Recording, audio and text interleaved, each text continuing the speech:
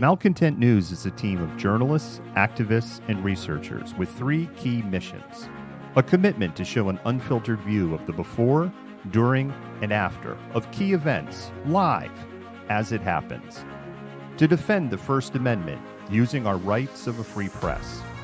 And to amplify the voices of underrepresented individuals including Black, Indigenous, persons of color, and the LGBTQIA+ community.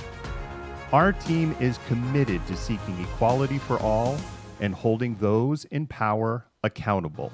The easiest way to support Malcontent News is to bookmark our website at malcontentnews.com, like and follow us on Facebook, subscribe to us on YouTube, and follow us on Twitter, TikTok, Twitch, Instagram, and in the Google News app. To provide financial support, you can become a patron, make a one-time donation through Venmo, or link your Twitch account to your Amazon Prime account and use your free subscription to subscribe to Malcontent News. Thank you for supporting independent journalism and for being a malcontent.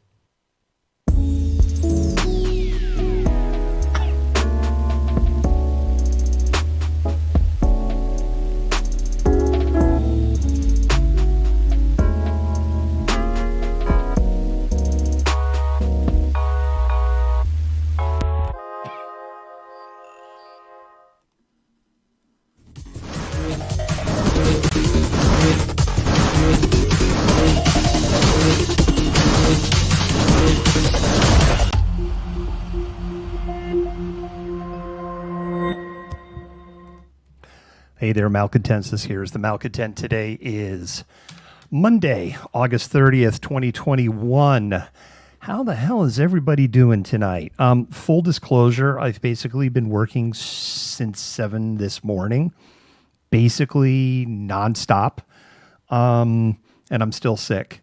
So this is probably going to be a short show. I'm definitely feeling a lot better than what I felt last week, and I'll talk a little bit kind of what's going on. So I landed back in urgent care on Saturday, but I think we've given it a name. We've absolutely ruled out that it's a COVID breakthrough case. I'm seeing an ENT on Wednesday, and if all goes well, I should get the yes, that is what's wrong with you, and some antibiotics, and that will hopefully be the end of what is going on. So my throat's a little raw. So we're just gonna Dora. I got a little something cooking in my throat. That's all, it's probably going to require some antibiotics to ultimately knock it out. So what's real interesting is the condition that I have. If that is ultimately if I get the diagnosis of this on Wednesday, when you go through all of this stuff, it actually can impact your breathing and give you difficulty breathing, which would explain why my SaO2, my pulse ox, actually dropped into the lower 90s on Tuesday, along with chills and fever and headache and stiffness and blah, blah, blah. And of course, all of that was like, breakthrough case. So I've had 2 Q-tips up my nose Wednesday and Saturday. Both are negative. And anyway, that's what that story is there. So, thanks for the follow. Yeah, absolutely. No, it's not, it's not, allergies. This is just a little something. There's just a little weirdness that's going on there. That's all.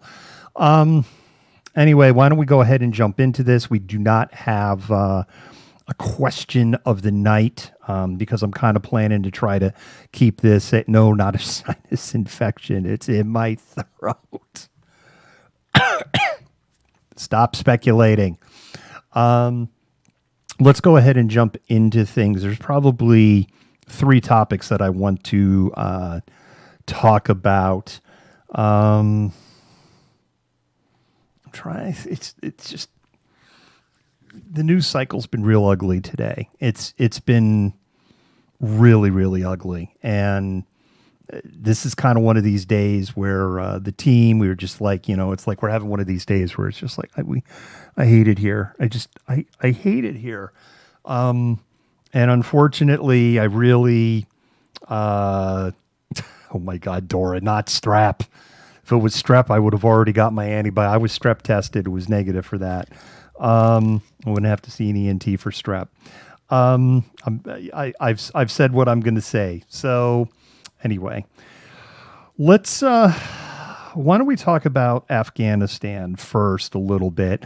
The U.S. mission in Afghanistan is over. The war in Afghanistan for the United States is over. Our occupation in Afghanistan has spanned 4 presidents, Bush 43, Obama, Trump, and Biden kind of left holding the bag at the finish line here. The Trump administration put a bunch of kind of poison pills in this DOA agreement that they had signed. The reality is, it does appear that the Taliban, they pushed it to the very line, but it does appear they held up their end of the bargain. But part of that, a lot of that, is Mike Pompeo's fault because he set the bar so frickin' low on what, hey, Marla, how are you? Because he set the bar so friggin' low on what they had to do, which was basically not help ISIS, beat up on terrorists and don't attack U.S. forces. And they didn't attack U.S. forces, and they are fighting with ISIS-K. The reality is, and something I want to point out here, Donald Trump said he would defeat ISIS in his first 100 days in office. Clearly, he has not defeated ISIS because ISIS is alive and well in Afghanistan and is actually a thorn in the side of the Taliban. And what's kind of also interesting in all of this is that, the Taliban has gotten a hell of a lot better in their marketing campaigns. And of course, they're trying to market themselves as a kinder, gentler Taliban. But of course, none of us believe that for 1 second. And so I've already hashed this out so many times. This is the thing I want to bring up. The Berlin airlift occurred 1947, 48, or 48 and 49. 48, 49? 48, 49. It lasted about a year, 11 months and change. The United States brought out 68,000 people from Berlin during the Berlin airlift. We lost 101 service members during the airlift. A lot more aircraft were involved in that 11-month operation, and operating in far less hostile environment. They were operating in an environment where, there were threats from the Russians, but those threats weren't really full of validation because had they had taken action, you would have just plunged everything to World War III. The Russians did not have atomic bombs. The United States had atomic bombs. So this was a lot of brinksmanship on the part of Stalin. In the span of a little more than 2 weeks, under far more challenging operational conditions, the United States airlifted more than 120,000 people out of Afghanistan. It is at the tragic loss of 13 service members that paid the ultimate price. And unfortunately, somebody in that group has the distinction of being the last official U.S. casualty in Afghanistan. Now, the reason I say the last official U.S. casualty is back in April, the Pentagon said, do your research. Back in April, the Pentagon said they were going to leave about 400 special forces troops and operatives in Afghanistan to work on anti-terror, as well as a undeclared number of CIA operatives. Here's another thing I think that we've kind of learned in the last 2 weeks. I know there's all this debate on the attack and kids were killed and was it the right target or wasn't the right target, and of course the political right all of a sudden cares about Afghanistan children and people when they haven't cared for the last 20 years. the bottom line is we had strong intelligence that there was going to be an attack. We initiated an attack on a target. There was no terrorist attack. Look, my view on nation buildings and imperialism is well known. It's just like we should have been out of there years ago. It is what it is. We also, claim that we took out the individuals that executed the attack that killed about 107 Afghanistan nationals and 13 U.S. troops. We actually apparently used some new weapon in that one. The weapon they used apparently was a missile with no explosives. It basically, what I read is that the missile that they used has like a bunch of blades that jump out of it, so that it could be super targeted on the individuals that they're hitting without collateral damage. I'm like, it's kind of creepy and it's kind of cool and it's kind of like I'm into military. Well, I'm a dude. It's like, this is like. So we have a missile that's like Wolverine, it's just like, or Freddy Krueger. Is that what they call it? The Freddy Krueger missile. It's kind of fascinating to me. The bottom line is this: what the U.S. Air Force and the U.S. Reserve Air Force accomplished in the last 2 weeks and change is absolutely remarkable. The number of people that we were able to move without a loss of aircraft, and at times in a pretty hostile operating environment. It really is a huge achievement to be able to move that, like Edward Scissorhands missile. Yes, I like that. I mean, it sounds so like, who thought of this? Someone just like,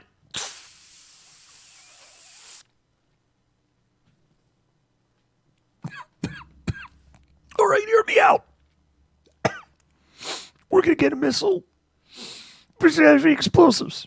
It's just going to have like a bunch of Ginsu knives.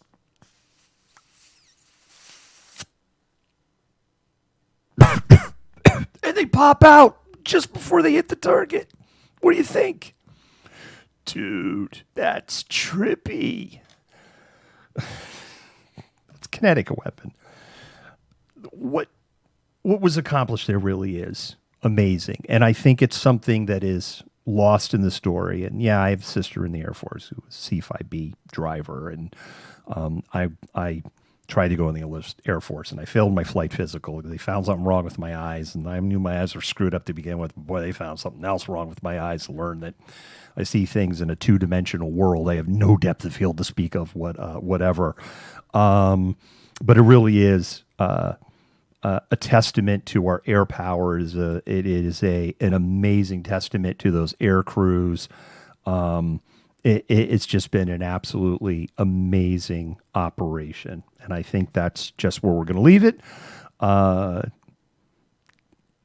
We just know it's just going to get really, really bad in Afghanistan now. But I stand on the belief that at the end of the day, this is a failure of the Afghanistan people. They have chosen since 1979 not to defend themselves for whatever reasons that I don't think that we can understand. And I know I won't wrap my head around it. And there are pockets of resistance, and there are groups of people that are fighting. At the end of the day, the U.S. taxpayers were ripped off $2.6 trillion. And, that's it. There you go. We can make that the question of the day. What would you call the missile with all of the blades and no explosives? That'll be the question of the day. All right, next thing we're going to talk about is Hurricane Ida. Let's go ahead and shift gears to Hurricane Ida. I started to write a post last night that was kind of like, hey, and it just all like went to shit right before I hit send on it.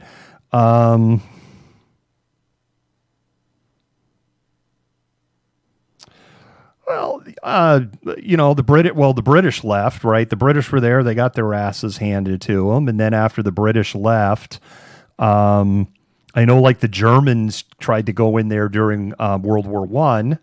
And they were going, like, hey, and like, they just like, they got used and abused, basically, and had to leave in humiliation with nothing gained. The British left. They were on their own. They were a secular nation. Was certainly not in the state that they're in. And basically, since the Soviet invasion, they just haven't done anything. Not on like a large scale. And anyway, that's my view. You don't have to agree with my view. Let's go ahead and talk about, again, Louisiana, Hurricane Ida. So I was literally writing a post and kind of explaining why I wasn't necessarily wrapped around the axle on Ida, where, say, something Katrina was far more worrying. Ida was a average size hurricane. Katrina was massive. Katrina, and there were some key differences between Ida and Katrina. Katrina had built up to its maximum strength in the Gulf of Mexico. At one point, if you go back and you look at old radar images or satellite images of Katrina, you'll see the hurricane almost fills up the entire Gulf of Mexico. Katrina was massive. The other thing that was happening is as Katrina was arriving into the Louisiana coastline, the Louisiana, Mississippi, Alabama coastlines, again, it was so massive. It was weakening. And when a hurricane weakens, the wind field spreads out. Think of it almost as like a top. And the faster that top spins, right, or an ice skater, when the ice skater pulls themselves in, the faster they revolve. And if the ice skater kind of pulls themselves out, they're circulating in a larger area, but they rotate slower. So you had this large wind field. Katrina had a lot of time to lift a lot of water under it. And then that water all got pushed up, and we had these historical storm surges. And the other thing, of course, is we had the levee failures in the city of New Orleans, the total failure of the levees. And Ida's storm surge was about half of what was expected from Katrina and about on par with Isaac that hit in 2012. So that was one of the big reasons where I was like, okay, what we're looking at here is a average size hurricane. Strengthening is coming up, so wind is going to be a bigger issue. It's not going to be able to push as much water up in front of it because it's moved very quickly, and it had most of its rapid development in the 24 hours before it made landfall. So wind's going to be the biggest issue. Flooding will be secondary. And the other thing that was encouraging is it was on this northwest path where it was looking like on the models it was going to hit Houma, Louisiana, like head on and continue to kind of track northwest, away from New Orleans and away from Baton Rouge. And what happened was, just as this made landfall, the steering currents that were pushing it to the northwest completely collapsed at the worst possible time. And if you look at the track of Ida, Ida made this turn. Not only did it go north, it actually started to move northeast. And it passed about 28 to 38 miles, the center of circulation, the eye, passed about 28 to 30 miles west of New Orleans, which is about as bad as it can get. A lot of people kind of think that if the eye of the hurricane passes over you, that's like the worst case scenario. That's actually not true. The worst case scenario for a hurricane is you're on the eastern side of the eye, in the eye wall, but you never actually get the eye itself. because what happens is you get the maximum amount of winds, the maximum amount of squalls, the maximum amount of rain. And that's exactly what happened. And then where if it was on this track, if it had continued on this northeast track, it would have been better for Baton Rouge, but no, it curved again. And this time when it curved a little bit back to the northwest. Now, Baton Rouge was about 30 miles on the west side, and the west side has less energy than the east side of a hurricane. And I don't want to get deeper into that because we get into a real deep conversation on why. But if you think of a hurricane as a pie with 4 pieces, the northeast piece, my hands are backwards. So there you go. The northeast piece, my image is backwards. This chunk is where the most energy is. And the opposite chunk, I don't know, I can't do it. That southwest quarter is where the least energy is. That's kind of the drier side and the side with less wind. And if you go back and look at radar images, you can actually see that. The other thing that we had happen is we have what's called training. And what's training is when you get bands of rain. And we get that here in the Puget Sound area. Like we get a convergence zone set up. Sometimes we get these downpours, or sometimes in the wintertime you get these areas and it's just snow shower after snow shower after snow shower, and a convergence zone just gets dumped on. What happens is you have a cell. We call them cells, mesocyclones, which are major thunderstorms, but you get cells and they form and they just keep running on the same line, and then the rain is just dumping in the same places over and over and over and over again. And that's what happened west of New Orleans in places like Hammond. And these areas had massive flooding. Now, on the eastern side of the city, what we had is we had a couple of levee failures. Not levee failures related to New Orleans. And then there was another community. They had only broken, I believe it's LePage, they had only broken ground on new levees this month. So they were completely exposed. They had the Mississippi River to their south. They had Lake Pontchartrain to their north. The wind of the hurricane was pushing all of that water on Lake Pontchartrain into that southwest corner of the lake. And the wind, when you're pushing that volume of water, creates the storm surge. We had a period where the Mississippi River went backwards. And so this is what produced this catastrophic flooding that happened outside of the core of New Orleans. And it happened at the worst possible time. Nighttime flooding is extremely dangerous. If you go back to the posts and the stuff, it's like, look, if you're communicating to loved ones, or if you're in Louisiana for some reason reading our page, unless you know it's completely safe to get to high ground, do not attempt. You go up at this point. When it's dark, you can't tell how deep is water, how fast is the water moving. And it only takes, in fast-moving water, it takes 6 inches to just sweep you off your feet. And then you're in huge trouble. And areas there, the water came up just within about 30 minutes. The other thing that happened, we reported on, there was a major, what they call a steel truss transmission tower. Think of those as the really big transmission towers for power. 8 lines go across the Mississippi River. It was built 2 years ago. The electric company Entergy claimed that it was rated to 150 miles an hour. There was an online discussion in our Twitter feed where we were speculating, it's a couple other people discussing, where we were speculating that 150-mile rating is probably a gust rating, not a continuous rating. So in other words, they could take 150-mile-an-hour wind, but it might be only able to take it for 6 seconds or 10 seconds as a gust. If you look on the National Weather Service tables for wind damage, they actually have these tables you can look up. 140 miles an hour continuous is about the upper limit for these steel truss towers.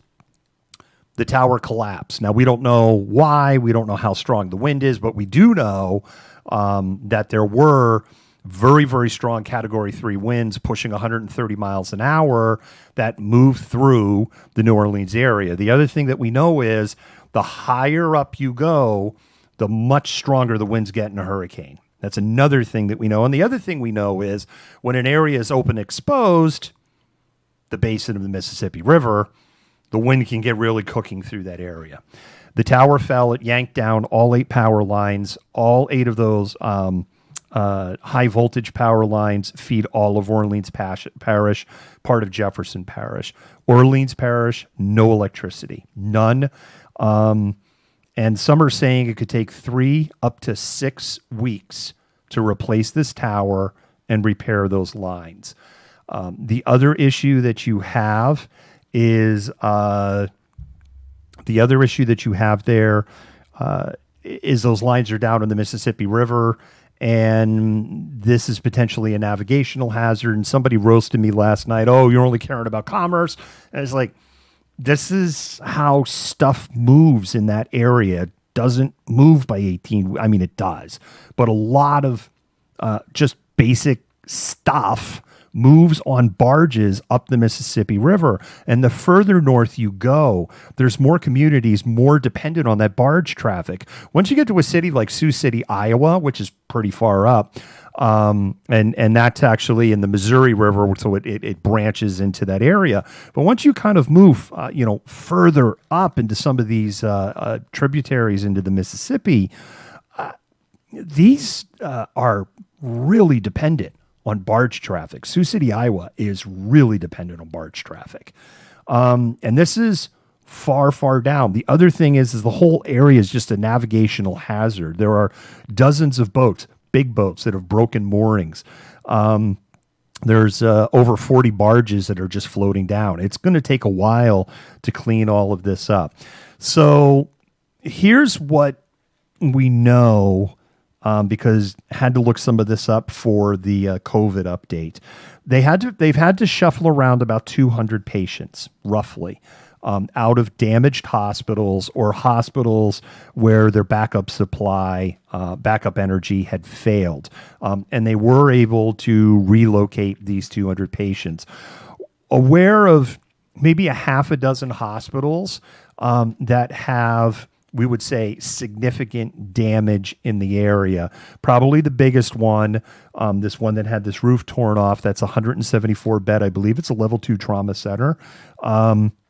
And that's either 174 or 194 beds. That's a significant hospital to lose. There's another hospital severely damaged. That was all the way down into the Delta. That one's a 25-bed facility. So that one's about the size of the hospital in Port Townsend. Very, very small regional hospital, badly damaged.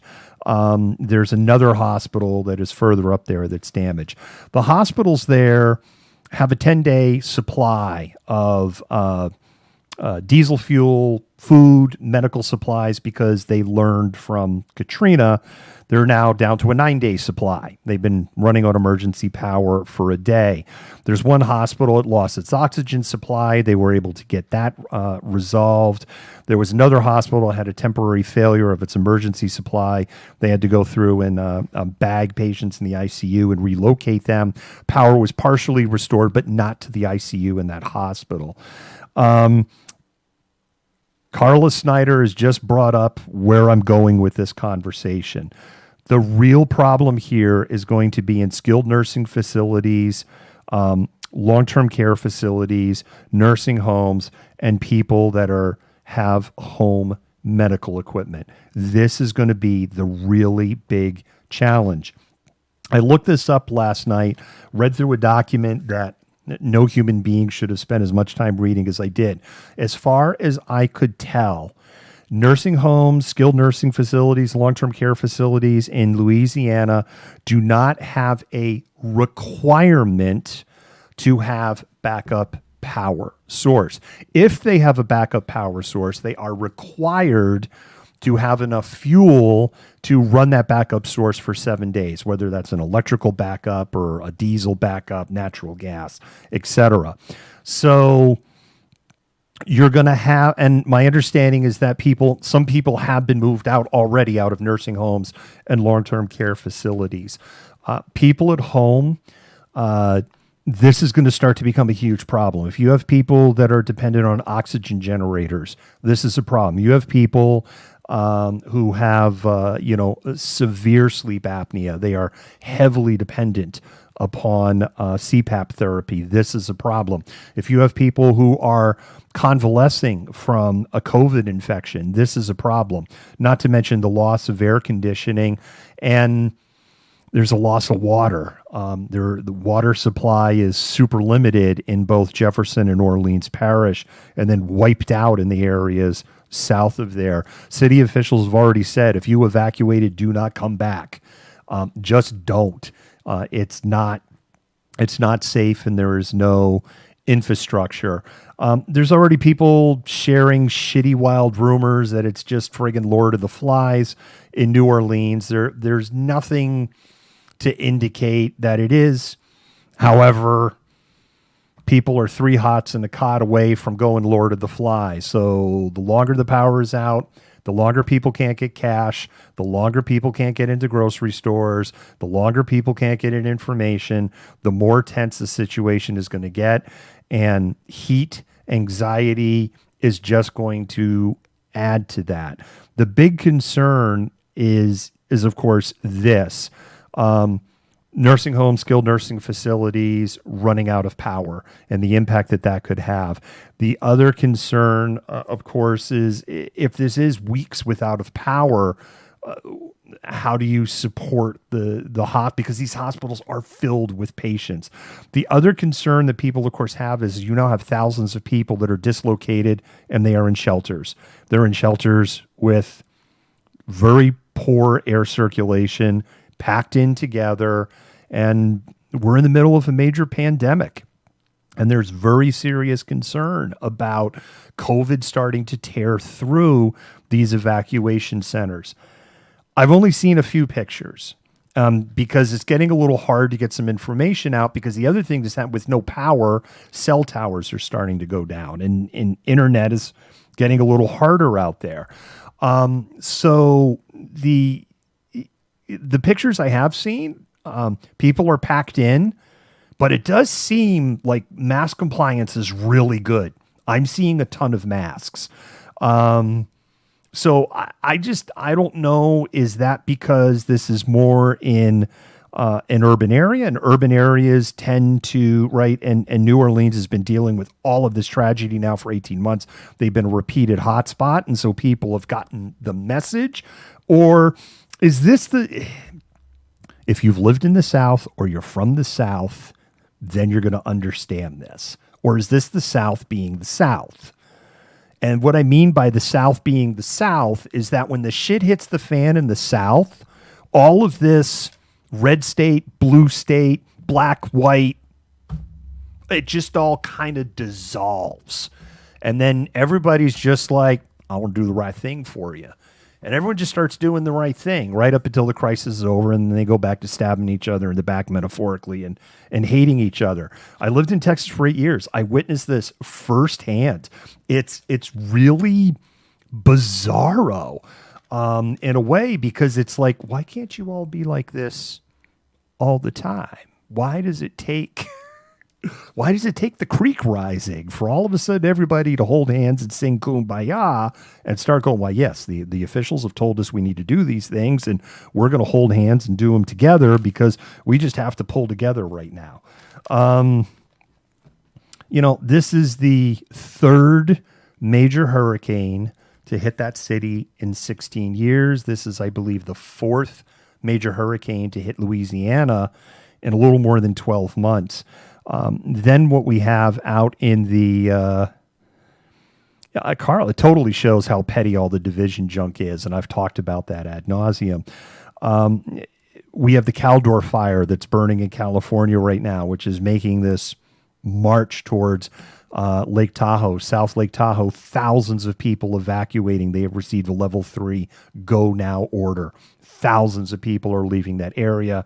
Tahoe itself would be the next one, the next facility or town that would be, if Caldor fire got to South Lake Tahoe, the next step then would get into Tahoe. There's another huge wildfire that has erupted out in Wenatchee, and there's level 3 evacuation orders are there. These fires are not going to go out until the snows come, or here in the Pacific Northwest, we get our real heavy rains. That's what's going to put these fires out. And of course, the Dixie Fire is still moving. It's just the Dixie Fire is now burning in areas that aren't as populated anymore. And so we're not hearing about the Dixie Fires. The country is just, I just can't imagine being the president tonight, right? You've got a COVID crisis that is approaching the same level as January 2021. You just had to pull out of Afghanistan because you were handed a poison pill of an agreement with the Doha Agreement. You've got Category 4 catastrophic hurricane damage basically in the southern 2/3 of the entire state of Louisiana and a growing chunk of Mississippi. And half of the western United States is like literally on fire. And this is why I'm just like, oh, this is so depressing. It's how much resources do we have? How much more can we keep throwing at things? We know that the Trump administration did a lot to dismantle FEMA over the last 4 years. So how capable is FEMA going to be to respond to these multiple disasters, plus the situation on the southern border, plus dealing with 120,000 relocated people around the world and vetting them and getting them into the right places and trying to figure out if anybody who had ill intent sneaked in with that group of 120,000, and do we get in a compassionate way? Holy crap. I know I wouldn't be able to sleep tonight. I'd just be like, I don't know which problem to start with. Can I resign? Just resign. Can I just go on TV and go, you're all screwed. You're all screwed. So, heavy burden to bear. And of course, you have a Congress that just doesn't want to work with him. And quite frankly, inept Democratic leadership that is not leveraging the advantages that they have in the House and the Senate. I think I've beaten that into the ground. The other thing that just has me kind of like, the COVID situation. Oh, man. I read the notes. There was the Washington Hospital Association at a press conference. Some of that was going on during my lunch hour today. So instead of lunch hour, listened to parts of it, read some notes from other people, and I just, this was a gloomy bunch of people today, painting a really gloomy picture for the state of Washington. It's like, is there any good news? Any? The other thing that I'm a little frustrated with is the state of Washington has ended what I was calling the Safe Reopen dashboard. This dashboard was providing information at a county level and at regional level. And the other thing it was providing is, hey, here are many hospital beds are available in the state of Washington today. Here's how many of them have butts in them. And out of those butts that are in, here's how many have COVID. Here's how many ICU beds are in the state of Washington. Here's how many they got butts of them. And here's how many of those people that are in them have COVID. And then you could even go down in the case, because King County is the central district, we could look at King County and go, okay, we have this many of beds in King County, that we have this many of ICU beds in King County, and you could kind of see where we're at. The state of Washington pulled the plug on that dashboard today. So the availability of granular information has gone away. The other thing that's been taken out of the equation is seeing the number of available beds in contrast to the number of asses that are in beds total, and then being able to contrast that with the number of COVID patients. Now, in theory, I could reverse engineer it. I have a number from the state, It says this many people have COVID and are in the hospital, and it's X percentage of all patients. So in theory, I could run the math and I could spitball how many's there, but that doesn't tell me how many beds are left. And I'm not happy about it. Oh, yeah. Rand Paul isn't the only one who's saying go ahead and eat the friggin' horse, the worm, or so's Ron Johnson is saying it too. So I don't know why they ended that particular dashboard. I don't. They just said they were going to end it. The upshot of it is you're not getting as much granular information. And we don't have access to the Washington Hospital Association's numbers. And the other thing is the state of Washington Department of Health numbers and the Washington Hospital Association numbers have never agreed. There have always been two different numbers. We have a question into the Department of Health asking, why is your number different from the Washington Hospital Association's number? So we're waiting to hear from them. We asked that question a week ago. We're told an answer is coming. We're waiting to find out what the answer to that is. Today, state of Washington says there's 1,440 COVID patients. Don't quite hold. I might be off by a couple. I'm going off memory. Washington Hospital Association says there's 1,570. So take your pick or split the difference. I'm a little salty about the change in the numbers. What we could see in the numbers, it does look like we're hitting a little bit of plateau. But what the Washington Hospital Association, the press conference here is saying is, and it's true, we're only seeing like peak cases now and school starts in 48 hours. And of what we've seen with the other states, when school starts, it just kind of turns into a complete shit show. And you just know in Eastern Washington, the kids aren't going to wear masks. The teachers aren't going to wear masks. You can't make me wear masks. And it's just going to add to the shit show that's going on there. And here, kid, have some ivermectin icing on your cupcake. It's so frustrating. And I know state officials are frustrated also. And their concern is at the current rate that hospitalizations are increasing, we're going to run out of resources in the state of Washington. Now, I've been saying that for 2 weeks, which is why we've gone back to, hey, we're going to start covering this on a daily basis. There were some real alarming things reported today. They reported that yesterday in the entire state of Washington, there was only one available BiPAP machine. All other BiPAP machines were in use. Why is that important? You go in, you got COVID. And of course, most of these people, it's still like around 95% are unvaccinated. You go in, you got COVID. So the first thing to do is they put you on high flow oxygen. If high flow oxygen isn't cutting it, they put you on BiPAP. And then they can push you up to a ridiculous amount of oxygen on BiPAP, something like 30 liters an hour, maybe in some cases up to 50 liters an hour, which is a ridiculous amount of oxygen. If BiPAP isn't cutting it, then they put you on a ventilator. And with Delta, outcomes on ventilator is very poor.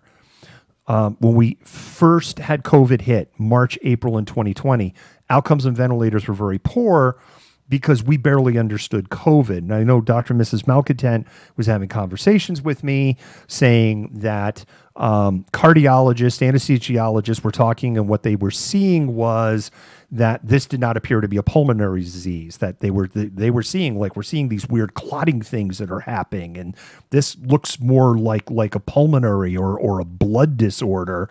And of course, we started to learn that. We adapted how we treated what we did, and even if somebody went on a ventilator, the outcomes got a lot better. We went from about, if you went on a ventilator, you got about an 80% chance of not getting off the ventilator, to if you went on a ventilator, you got about a 30% chance.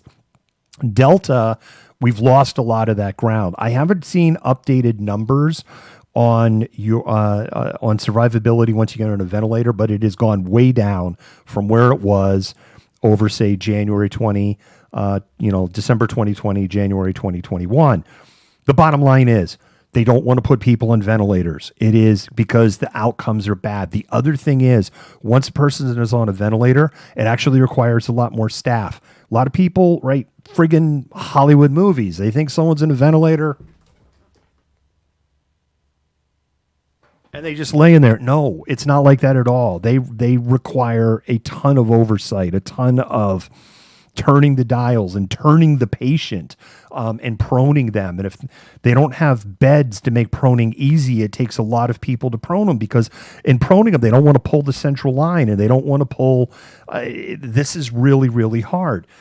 If we run out of BiPAP machines, then what happens is you're going to go from high flow oxygen to a ventilator if you can't continue to breathe on high flow oxygen, which now puts those patients at a disadvantage. This doesn't even discuss the people that are waiting for, we say elective surgeries. People think, oh, it's hernia repairs and it's facelifts. And it's like, no, we're not talking, like, we're defining elective surgeries as hip replacements, heart valves, cancer surgeries, and organ transplants.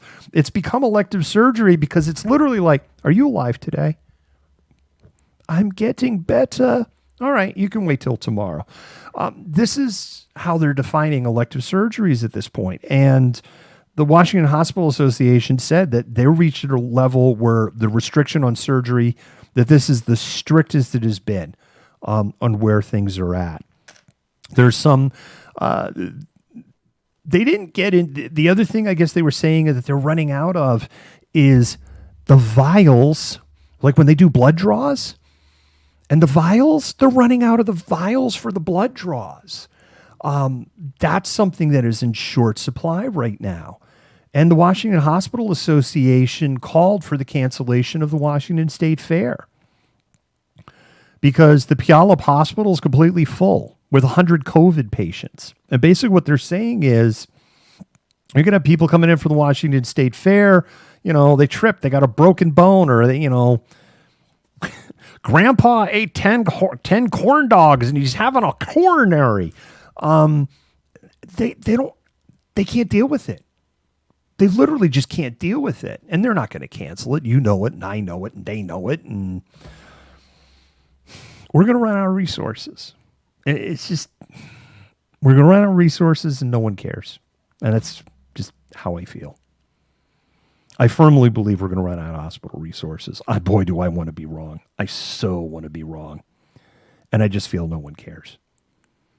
And our medical community is going to pay the price. And there are people that are just they're literally walking away. They're not walking away because it's like, you have to get a vaccination or you won't have a job on the 18th. They're walking away because they don't want to see any more dying. They're just coming to trauma every day. And it's preventable. That's the thing that's so frustrating. They got people coming in and I'm taking my ivermectin and zinc and vitamin C at home, and now all of a sudden I can't breathe anymore. No shit, Sherlock. You should have come in the first day of symptoms and got some Regencon. Come to think of it, maybe if you got a vaccination, you wouldn't be in the position that you're in right now. So that's the state of Washington. Let's go ahead and move to Idaho. Idaho's in really bad shape. On Sunday, Kootenai Health, which is the large hospital in Coeur d'Alene, formally requested to go to crisis standards of care to the Idaho state government. So what crisis standards of care is, there's a criteria that goes, if you have exhausted all of these things, you don't got the beds, you don't got the patients, you don't got the equipment, you can't transfer them, you can't bring in more people, you got more patients coming in, you're out of options. You then go into what's called crisis standards of care, which is called black tag triage. And then what happens is that people are put on a 4-tier triage system. The first one is green, which is, you're fine, suck it up, buttercup. I mean, there's just no other way to put it. There's yellow. And it's like, you need medical care, but you're going to have to suck it up, buttercup. You're going to have to wait in line. Then there's red. If you don't get medical care, bad things are going to happen, but we can treat you with our available resources and be successful. And then the last group is the black group. And the black group is called expectant, which is a very unusual name, because what it is expectant is they're not expected to survive.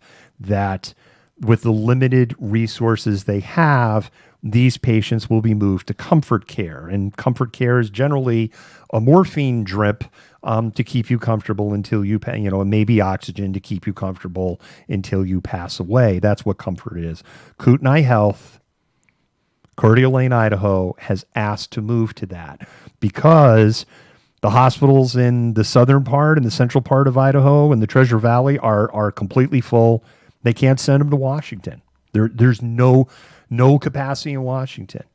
The main hospitals in Spokane have over 80 COVID patients in there. We have one BiPAP machine.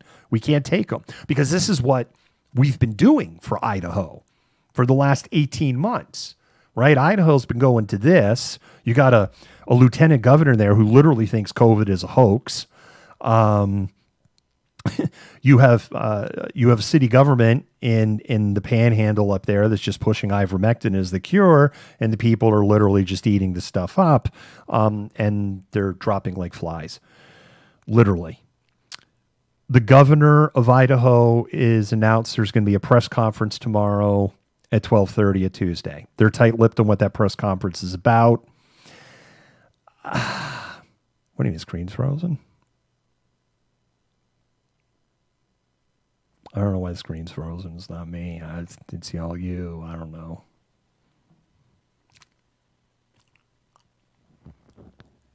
Buffering. Is it any better? Is it any better? Well, I'm not even seeing comments now.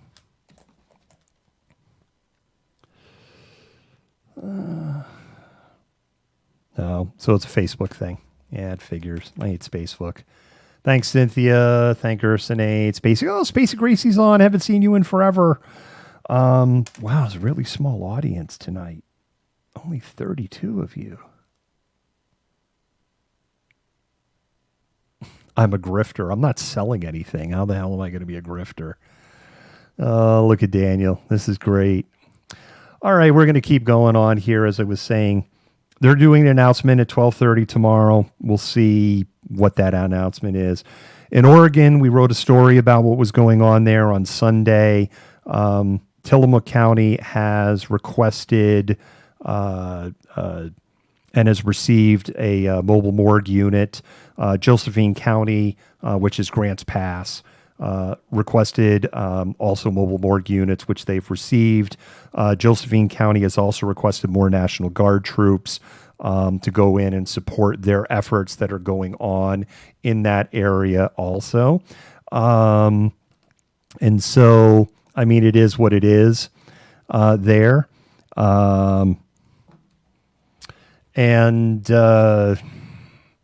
It's just not a good situation in Oregon either. I don't know. It's a Facebook thing, Ty. If you're all on Facebook, it's all fine on the other channels. It's a Facebook thing. It's Facebook. I don't know what to tell you. It's not me. It's Facebook. Which probably explains why there's so few people watching right now. I don't know. Let's see here. I'll look on Facebook.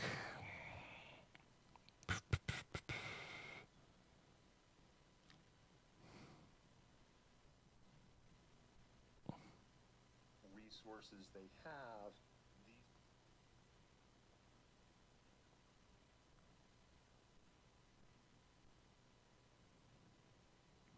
Yeah, it's showing off the air on that I'm off the air on Facebook completely, y'all.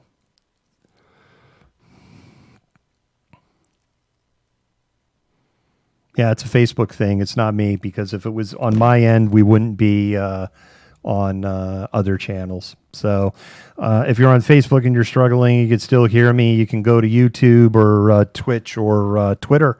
We're good on all three of those channels. I don't know, Carla, I guess, is saying I'm good on Facebook. Oh, people are saying I'm back now. See? I don't know. It's a Facebook thing.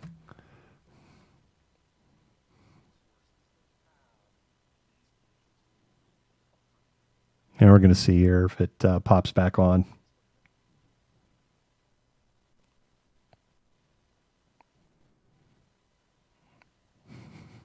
Everyone's saying I'm back. Okay, that's fine. Hello, New Zealand, where you people actually care about COVID. Um, Idaho, Idaho's just going to be in a really bad place. Idaho's going to be in a really, really bad place because I just don't see how anything is going to work there. In the case of Oregon, I think they're a good month away from their peak. And according to the IHME models, we're 6 weeks away from our peak here in Washington State.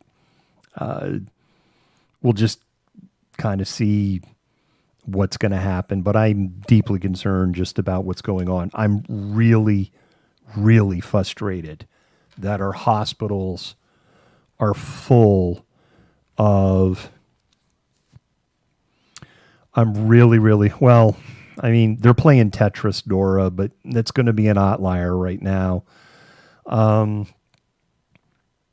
It's literally just, that ass, a bed opened up for that ass. Great, we can get that ass there because they're just trying to play Tetris with what the available resources they've got.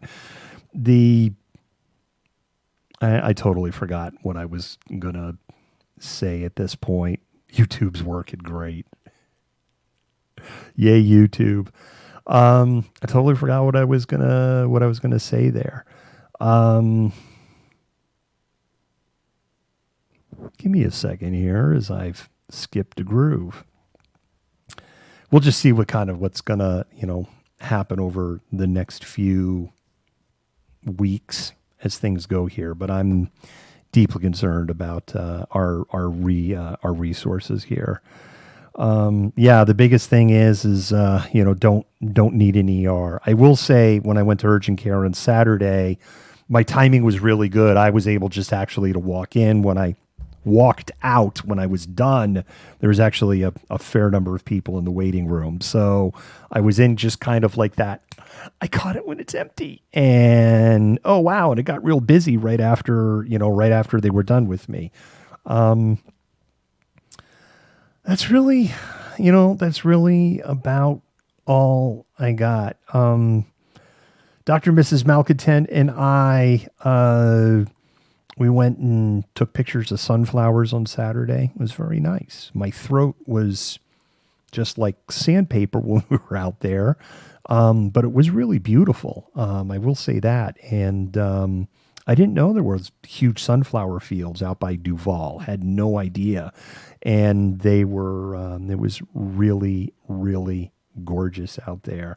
I guess I can take a couple of minutes, answer people's questions if you got any questions.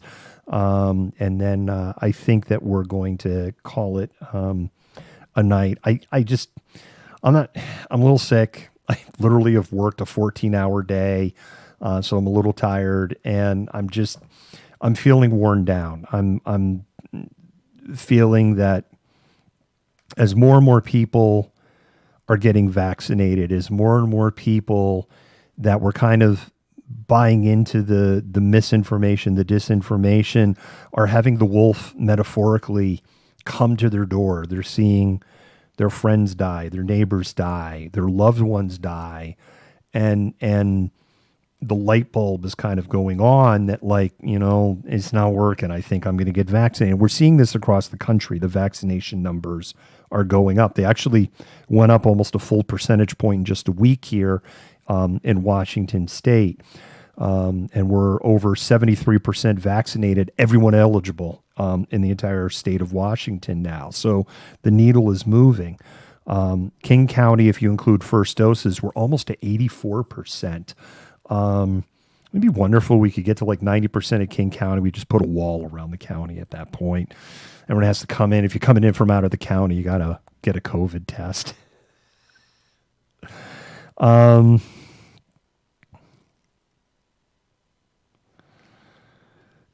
Oh God, Shelley, this thing just cracks me up when people say, but this is the point I'm going with the misinformation is this. as more people are getting vaccinated, as you have this next wave now, the people pushing the misinformation are getting more shrill. They're getting louder. They're trying to turn up the volume. They're really trying to push the misinformation hard. And it's really, really, it's wearing me down. It's wearing other advocates of factual COVID information and content creators. We are exhausted as a community. I'm not the only one. We're just so exhausted because we're just kind of feeling at this point that we're preaching to the choir. And every now and then we get a message, I decided and I just want to let you know. And you relish these little victories. I did found out today the Washington State is formally opening an investigation on Bonaventure Senior Living and the accusations of falsifying COVID vaccination records. And we found that out from a content creator on TikTok who originally blew the whistle in the first place and, called us out for helping amplify this and helping for something to come in and make that happen. I'm Gen X. So I'm Gen X. So whatever there. Not only am I Gen X, I'm not going to deal with it. So boom, goodbye. Not dealing with it tonight. I'm so not dealing with it tonight. And what I see is it's just getting louder. There was an ad. I screenshotted it to our admins and mods today. There was an ad on MSN today for horse dewormer on the MSN homepage. An ad for horse dewormer. And I'm gutted by it. I'm gutted. Like, really? Really? No light bulbs have gone off in MSN. Like, maybe this isn't a good idea to run this ad on their homepage. It's demoralizing. Let's talk about this whole, the vax is a population. It's just, this is so frickin' stupid. All right. The vax is a population control. 100 million or whatever are going to drop dead. All right. So who's been vaccinated?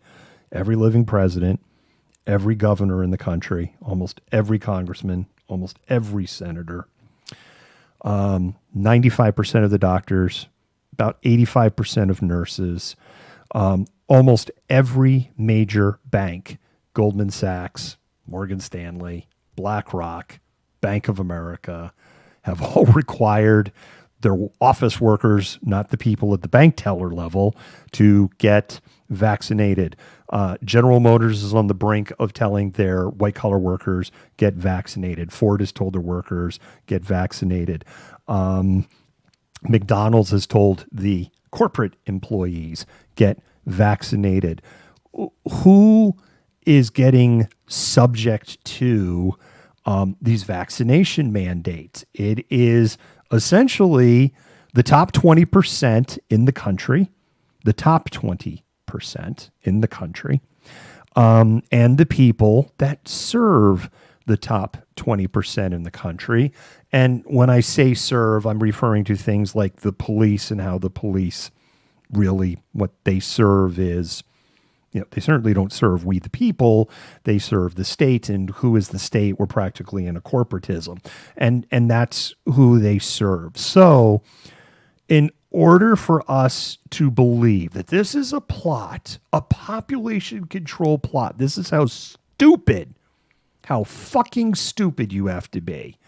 We are going to kill off basically our entire senior government, almost all of our scientists, almost all of our engineers, all of our doctors, all of the people that run our financial institutions, almost all the people that run our corporations. And what we're going to leave behind is the people that don't take direction well. And somehow this is for population control, and the people that don't listen well are all of a sudden going to listen well after all this. I mean, this is just ridiculous. If this was population control, McDonald's would be saying all of the line employees that work at the stores need to get vaccinated. The executive team, no, we're not rolling that way. It's so friggin' stupid. It's like the most just ridiculous, stupid thing. And this isn't me being, again, I'm pointing out who's vaccinated and who's under kind of the mandates. The health community, the emergency services community, police and fire, the government entities, the government systems that are in place. Yeah, I read something that was just so batshit crazy this weekend, which is like, I don't understand how come none of the liberals are dying. How come like no one from MSNBC is dying? It's all the conservatives. Yeah, I wonder. I wonder why 3 right-wing radio talk show hosts died this weekend, one after the other. 3 hardcore anti-vaxxers. What could it have possibly have been in Sam Hill that had them go yeet this weekend? I can't imagine. Even Fox News is requiring vaccine passports in their corporate offices. The stupidity here. And I'm tired. I am tired of being empathetic. I have no empathy left. I have none. I'm just over it. I would just prefer, because here's the hypocrisy of it. You deny the science, you deny the medicine. And then when you're choking and you can't breathe anymore, you go to the hospital, and now all of a sudden you want every unapproved experimental that they've got, and you don't want to go on a ventilator. And now it's do whatever you can. And you're taking up a hospital bed for someone that needs a brain tumor removed or heart valves replaced, or they're in excruciating pain because their hip joint or their shoulder joint needs to be replaced, and they can't move and live their life, and they're just being told, well, it sucks to be you, because the hospital's completely filled with COVID patients, so just keep suffering and hope you don't go yeet while all of that's going on. And then a percentage of them are just like, in full-on denial the whole time that they're in there. And the way that our laws are set up here in the United States, we don't deny medical treatment for people in emergency room, unless you're a minority in an inner city hospital, and then we may just leave you sitting in the waiting room for 36 hours and hope you give up. But that's a whole separate frickin' issue.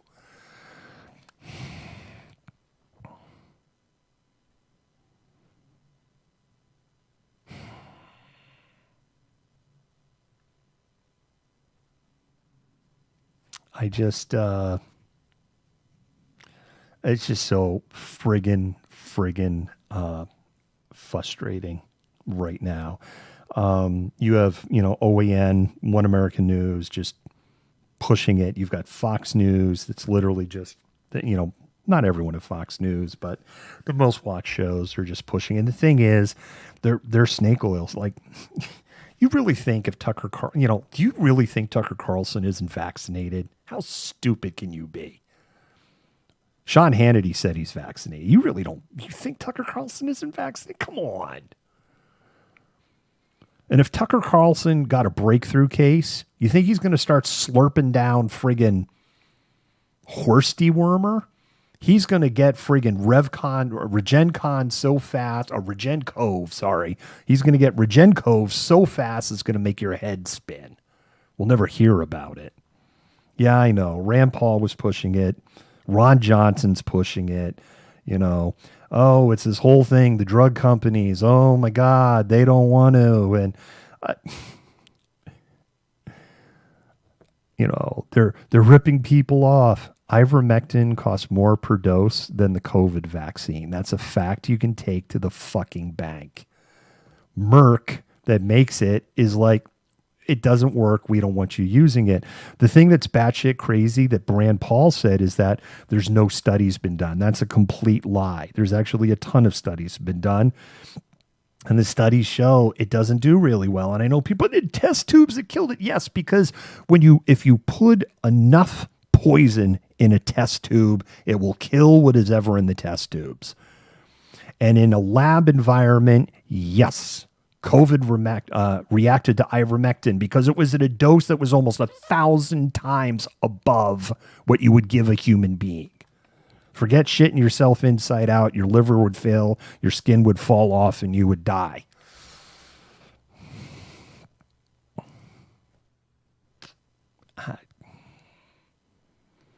The part I don't get to is like, this is just, you're killing off your electorate, and that's a huge part I don't understand. They're killing off your base.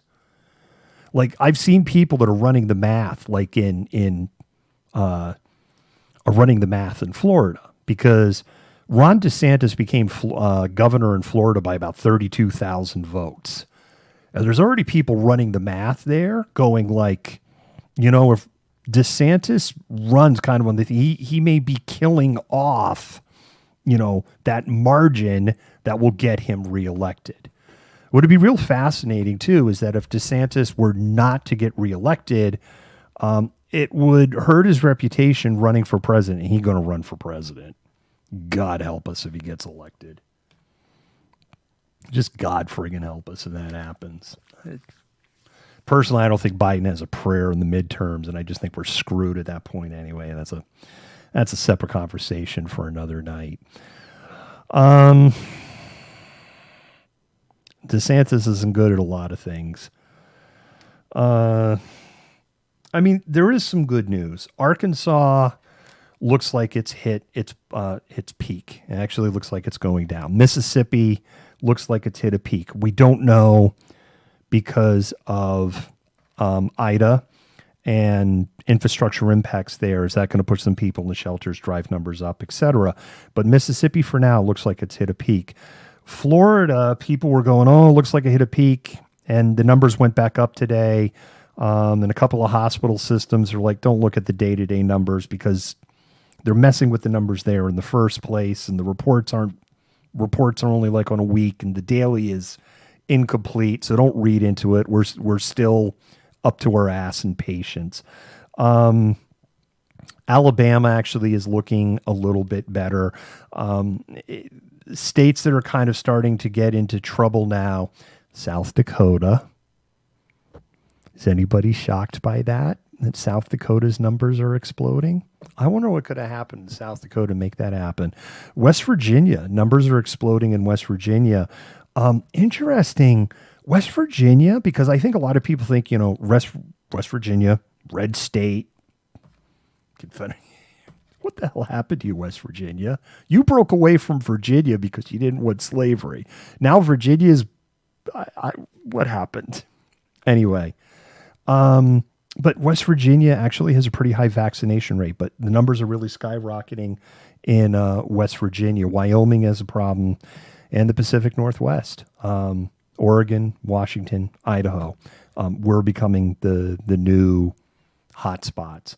And it's just really frustrating for me for Washington because it's Eastern Washington that's dragging this whole friggin' state down into its own personal ivermectin horse. I don't let them just eat it. The problem is they show up at the hospitals afterwards. I was told that something that Mexico was doing is Mexico has set up non-COVID hospitals. So in other words, this hospital, we are not seeing COVID patients. So if you need an elective surgery or you've been in a car accident, right, then people are going to those hospitals. I'm like, maybe that's not a bad idea. This is a non-COVID hospital. And this is the hospital that's going to take the everything else. It seems like you won't.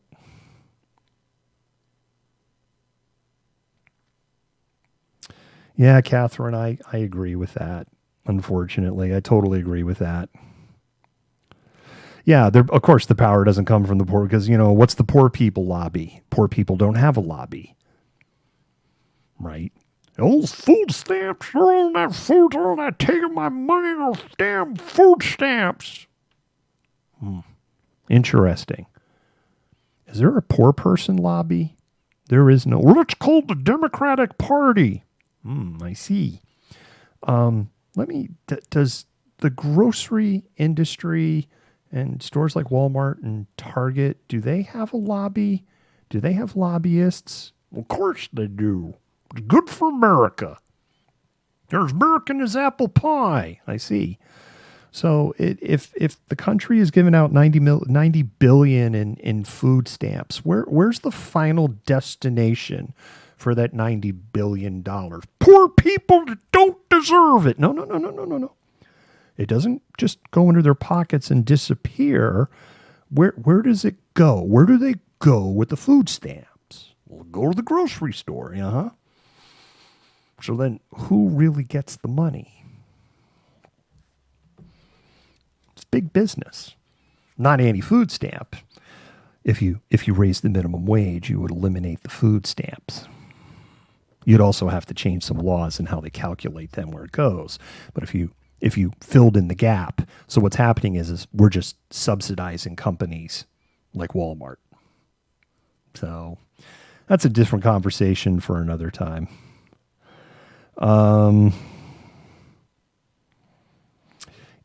You know what? I seem to remember, Carla, that there were like designated aids. This is the other thing is like the same.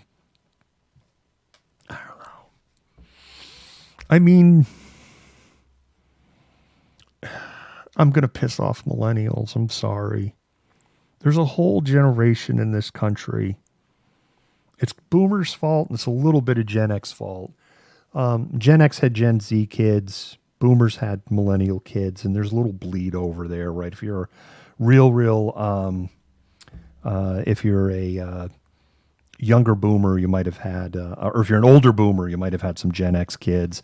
If you're a much older Gen X, you might have had some millennial kids thrown in there. But broadly speaking, we raised this whole generation in this country that like you're special. You don't have to listen to anyone. Nobody has to tell you what you be you. And if the teacher or whatever, we'd go in there and my little Johnny's just expressing themselves. I know people aren't going to like this conversation. I'm not. Look, I question a lot of stuff. I just don't understand what happened to critical thinking in this country, and that I did a Google search, I went on tour into the dark web, and I watched this YouTube video 30 minutes before it got taken down for misinformation, and this is my research. And my degree from the University of Google is vastly better than the degree of somebody who went to a university for 4 or 7 or 10 years and studied and practiced to be an expert in that field. If I need a transmission replaced in my car, I don't go to frickin' Jiffy Lube. If I need a transmission replaced in my car, I'm going to go to an ASE master mechanic and someone with a good reputation. If I need an oil change and I got no friggin' time left in the world to get it done and my engine's going to fall out if I don't do it, maybe I'm going to go to Jiffy Lube. Maybe. To me, Jiffy Lube is the ivermectin of oil changes.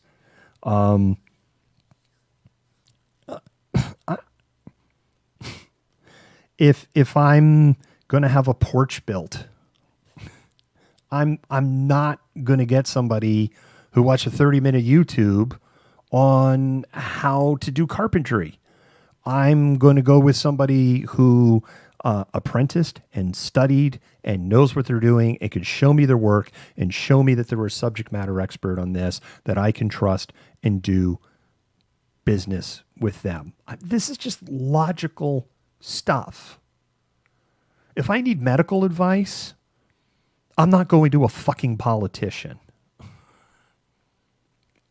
I'm not going to a boss babe on Facebook who wants to sell me friggin' supplements. Have the Kagan water. Kagan water. You need alkaline water. Your body's too acidic. It's like, Jesus Christ, that is just some of the biggest bullshit on the planet. Your body's acidic. You need alkaline water to cure everything. And I know people buy into this stuff. I get it. Because I guess it's just easier.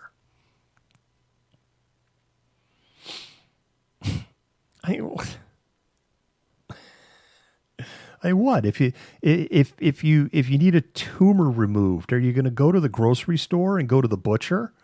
I mean, the butcher's got knives, got a table, knows how to cut shit up.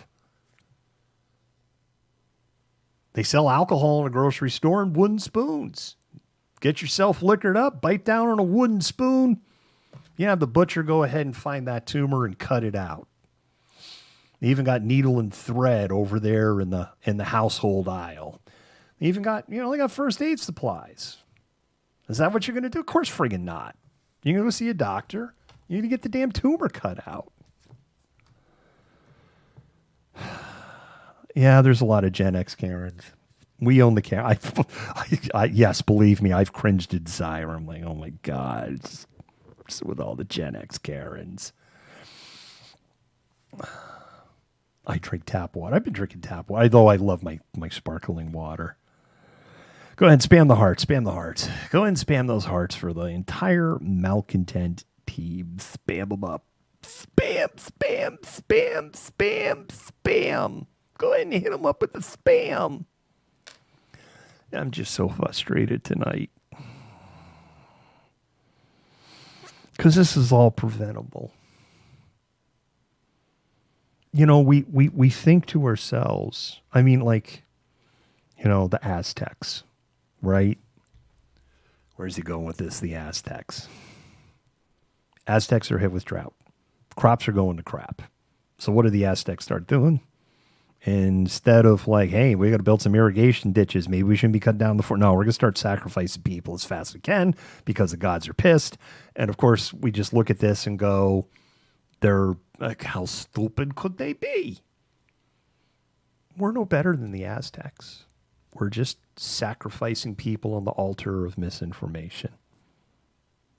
Free with every order of rubber bands. I don't believe for 1 second that Candace Owen is friggin' in Aspen. And if she is, she's just sitting on a toilet eating that ivermectin and she can't get off of it.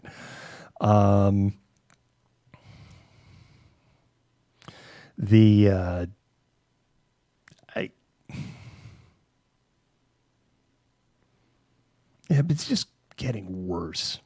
Pam, it's just getting worse with the misinformation right now. They're getting more shrill. And I mean, they won't even listen.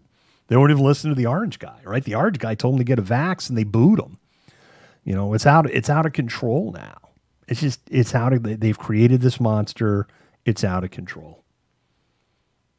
And I don't know what the answer is at this point. There is no answer. The answer is a lot of people are going to die that shouldn't have to die. And yeah, I could get all cynical and stuff and go, well, it's just a bunch of, it's from their side. It's their side. But, it isn't. And the other thing is, and no one's talking about it, there are people dying tonight in this country because they can't get the elective surgery they need. And we're not even counting those numbers. One of the things that I've wondered is, I'm going to close on this thought, ponder this thought. One of the arguments back in 2020 with the COVID death number, they're just counting anybody who dies of COVID. You get motorcycle accident, COVID, fall off a ladder, COVID, right? That was the argument. Now, if that argument was true, if we were to go and look at the fatality data for car, because number of people that die in car accidents is counted meticulously in this country on a yearly basis. We know this. And these records go through multiple administrations. So you can't, what, Trump's going to cook his own books? It's like, then again, it's like, now how batshit crazy are you? So if that was the case, then the number of people that died in car accidents in 2020, that number should go down because they're taking those numbers and just counting them as COVID deaths.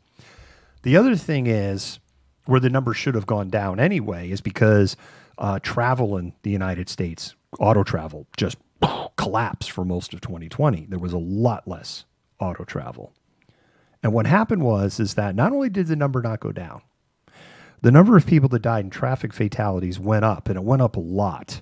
On average here in the United States, we lose about 35,000 people a year in auto accidents. It went up about 2,500 people year over year from 2019 to 2020, and that is with far less road miles and far less people on the road.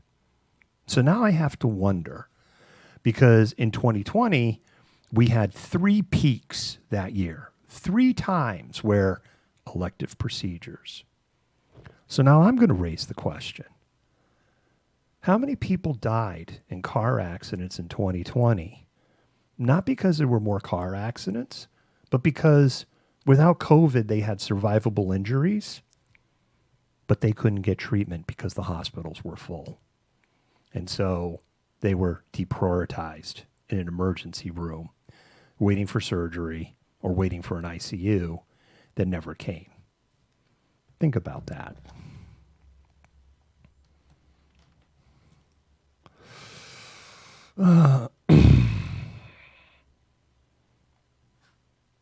Just think about it. Oh, like the number of like it's just open season. You know what's going to be frightening is it's less than 48 hours. It's open season in Texas. Basically, if you're over 21, you can carry a gun. This is going to go over real well in Texas. You're over 21, carry a gun. You can hide in your pants.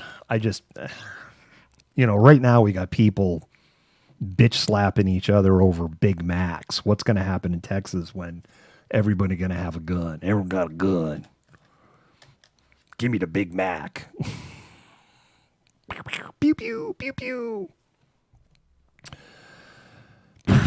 I know. Real dark show tonight. I'm sorry. I'm down. I'm really down. And I'm so exhausted. I'm so exhausted because this was preventable, and we're just letting it happen. Yeah, we talked about it a little bit earlier. Well, Texas passed a law basically ending any concealed carry requirements, Maddie, and so anybody over 21 years old can carry a gun, concealed weapon in the state of Texas. No permit, no nothing. It's the wild west in Texas. Doomers rise. Now I want a Big Mac. I actually made a big bowl of comfort food this weekend. I'll talk about some happy. That's it. Let's light it up. Like 3 minutes. What's your comfort? You're feeling sick. You're feeling down. What's your comfort food? I have a few. And while you're pondering that question, I will tell you what my comfort food was this weekend. So, throats on fire on Saturday. They gave me some steroids to bring the swelling down in my throat. And I went comfort food. So I went college. I went full college comfort food. And my college comfort food of choice that I lived off of at times when I was a broke college student is macaroni and cheese with tuna and peas.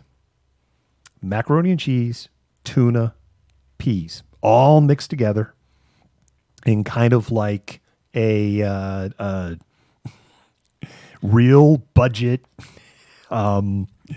tude noodle casserole kind of situation. And I basically lived off of that this weekend. And so that's what I ate. All right, so oatmeal. Wow, that oatmeal's a comfort food. Pho, top ramen, and pineapple fruit bars. I haven't had just old school top ramen in friggin' forever. Biscuits and gravy. I had biscuits and gravy for breakfast on Saturday morning. I got it because I wanted the gravy to coat my throat. My throat was hurting so bad. And that's actually I went with biscuits and gravy. Progresso lentil soup. Oh my God, stovetop stuffing. I can't remember the last time I had stovetop stuffing. I can't remember the last time I had it. And there's something really good about it. Pizza. Yeah, that's kind of that's go-to comfort food for Dr. and Mrs. Malcontent and I. I can't remember the last time I had Jell-O. Fried chicken, bubble tea, toasted tea. Dr. and Mrs. Malcontent would approve of that. That's total comfort food for her. Kraft mac and cheese and tuna was a college go-to for me as well. Joy, there you go. We've eaten at the ramen place in Juanita. It is good. But what I was talking about ramen was just the 60-cent package ramen. I can't remember the last time I had one of those. We've eaten. It is very good. Fancy restaurant ramen or pho. Jell-O. Again, I can't remember the last time I had Jell-O. Oh, man. Tater tot.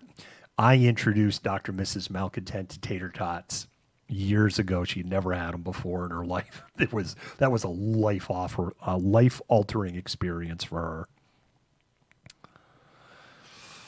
her. Catherine, I've kind of made it, but not in a long time. Rice pudding. I haven't had rice pudding in forever.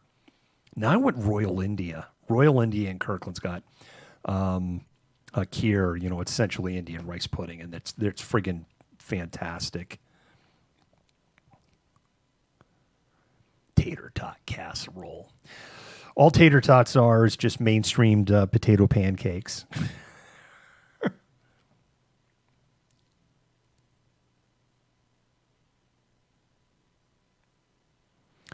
I can't remember the last friggin' time I had apple butter. I grew up in New England, and so apple butter was a big thing there. I can't remember the last time I had it. Pudding. I can't remember the last time I've had pudding. I've actually thought about just buying like an old school box of pudding and I'm just going to make like butterscotch pudding because I haven't, but I think what I hold back on is like, I think I'll be disappointed. Kimberly, I've seen like on YouTube or Instagram or TikTok or some social channel, the tater tot wop and some other stuff people are making in waffle makers, and I'm like, oh my god. So Thanksgiving type food. There was Dr. and Mrs. Malcontent and I went out like 4 months ago. It was when things had. So maybe 3 months ago is when things got a lot better. And we went to Sherry's, and I went there because Sherry's actually has a pretty decent Thanksgiving dinner spread. It is what it is, but it's not bad. And it was a new waiter, and Dr. and Mrs. Malcontent, couldn't believe that I left a tip. And I'm like, well, it's time he makes this money. He screwed up. It's fine. It's like, he couldn't have screwed up my order any worse. And then the manager refused to remake my order even though they screwed it up. They're just like, basically it was like, well, eat what you got and we're not going to charge you for it. So I didn't get my friggin' Thanksgiving turkey dinner. Gobble was really good. Yeah. I know when Gobble closed because of health issues, and I know somebody offered to buy, his recipes, blah, and they declined. Ooh, yeah, Catherine, orange juice on cereal. No. Beef vindaloo.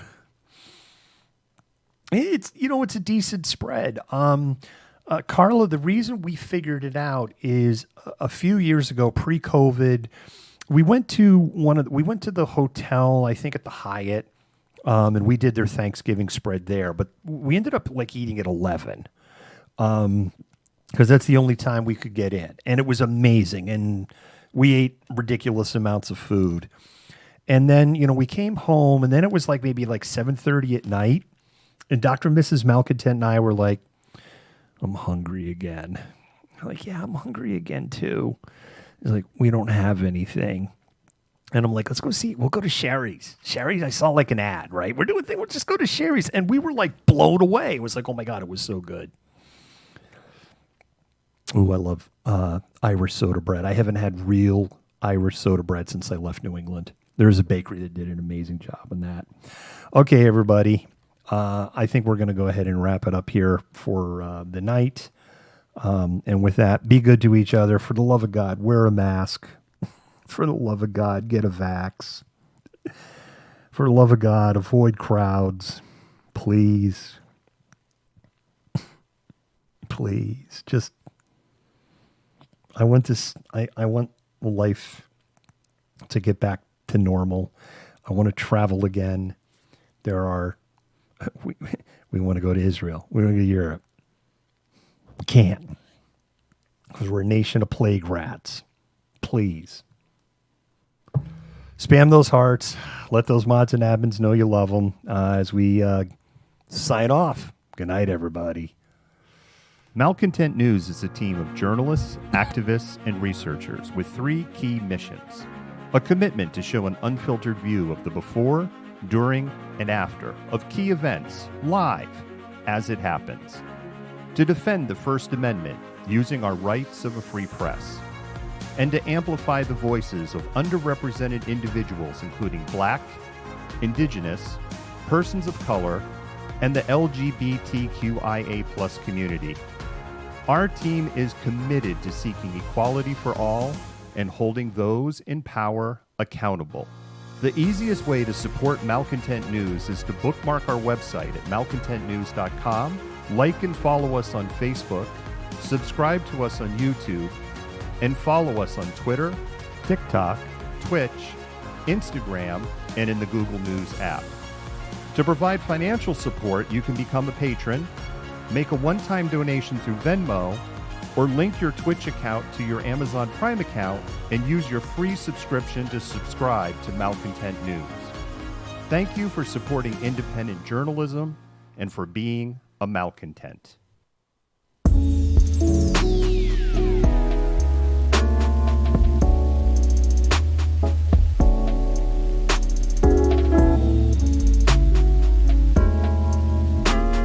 You fit the profile. You're the malcontent. Nobody wants to hear the nonsensical ravings of a loudmouth malcontent. He said malcontent Antifa, fuck you! You are the biggest hypocrite on the face of the planet. I say that you're a terrible reporter. That's what I